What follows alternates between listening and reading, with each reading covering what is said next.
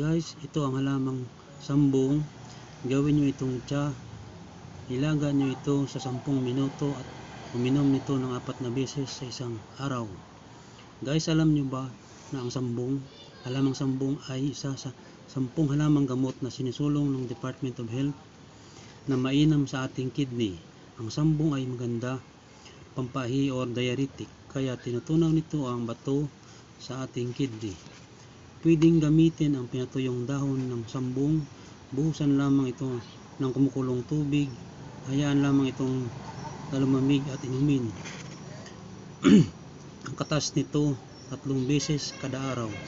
At gamot din ito sa ubo at sipon, pati sa lagnat. Magdikdik lamang ng dahon nito at itapal sa noo. Ganon din sa rayuma, itapal din ito sa tuhod. Thank you for watching, guys.